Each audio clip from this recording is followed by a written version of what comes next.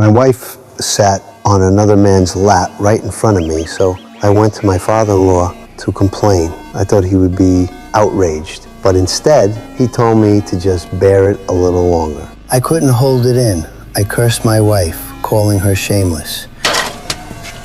He pointed a finger at my face, telling me to watch my mouth, as if I was the one who had done something wrong. People nearby were smirking, enjoying the show. The humiliation burned, but I swallowed it, because my father-in-law was a notorious local crime boss, ruthless and feared. He wasn't someone I could afford to provoke. I thought if I endured it, things would blow over. But my wife pushed even further. She brought that man home. I sat quietly in the corner watching her walk him out, and when she returned, I suddenly switched on the lights. What the fuck?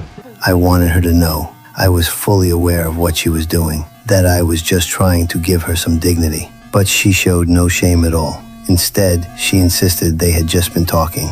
I ignored her and went upstairs. Our marriage had already crumbled, but I still couldn't stop worrying about my son. Then she made her move. Her father came to me demanding that I file for divorce and leave my son with them. I could give up everything else, but not my boy. I refused and walked away. The next day, 2 of his men showed up and took me and my son to an amusement park where the crime boss was waiting. He sent my son off to play with his men, then told me he wanted to talk alone.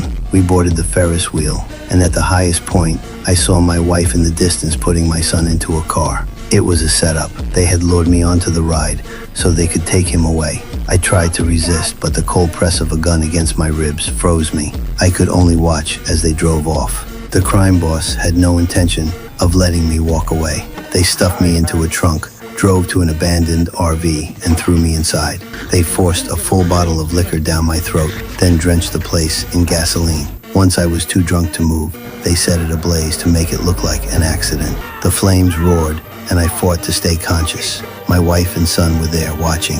Then one of his men shot me twice, but I didn't die. That was just the beginning. 10 years later, I tracked down one of the men who had tried to kill me. The next day, the crime boss's men started turning up dead in the streets. The man who had slept with my wife, I killed him in the amusement park.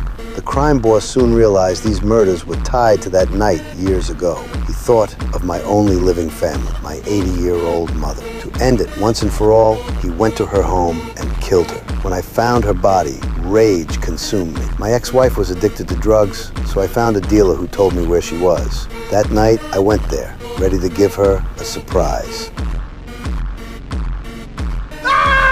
Fear in her eyes said it all. I made her lure her father to the house and hid behind the wall.